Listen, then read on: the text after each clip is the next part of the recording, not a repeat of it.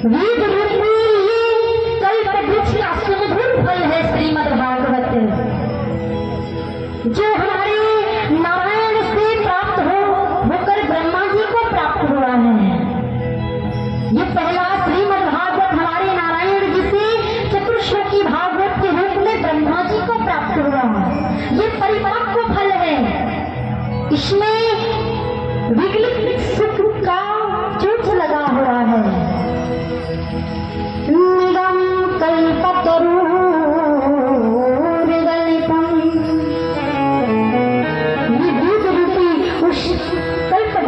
परिपक्व फल जो नारायण जी से ब्रह्मा जी को प्राप्त हुआ है, ब्रह्मा जी से देवर्षि नारद को प्राप्त हुआ और नारद जी से सरस्वती नदी पर खिलचित बैठे श्री व्यास जी को प्राप्त हुआ है और व्यास जी से उनके पुत्र श्री सुखदेव जी को प्राप्त हुआ और सुखदेव जी से यह परिपक्व रस फल राजा परीक्षित को प्राप्त हुआ है। और राजा परीक्षित शाखा प्रशाखा शिष्य प्रशिष्य ये धरातल पर ऐसे ही परिपक्व फल आज भी विराजमान है। इस पृथ्वी पर आज भी ये परिपक्व फल, ये सुमधुर फल आज भी श्रोताओं को प्राप्त हो रहा है, संतों को प्राप्त हो रहा है। कहा जाता है ये श्रीमद् भागवत जो व्यास जी ने द्वापर के अंत में भगवान श्री व्यास जी का प्राकट्य हुआ और सरस्वती नदी के तट पर खिलचित हुए व्यास जी महाराज भागवत की रचना करने लगे। कहा जाता है कि इस भागवत में 12 स्कंद, 335 अध्याय और 18,000 श्लोक हैं। 17 पुराणों को मिलाकर 18वां पुराण श्रीमद् भागवत महापुराण बना है।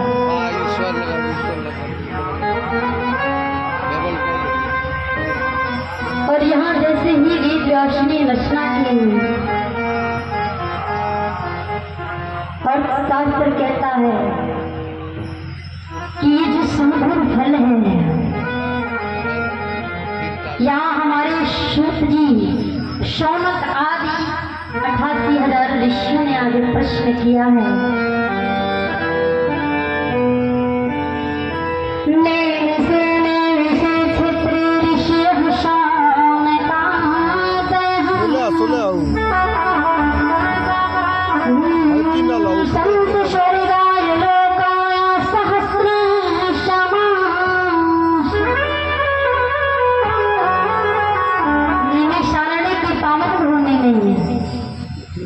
जहाँ सहस्त्र वर्षों का सत्संग का एक अनुष्ठान चल रहा था, जिसका यज्ञ हो रहा था, जहाँ शौनक आदि 88,000 ऋषि उस यज्ञ की प्राहुति कर रहे थे, उसी समय हमारे व्यास जी के शिष्य सूत जी महाराज सने सने धीरे धीरे आकर उसने निशारे की पावन भूमि में विराजमान हुए।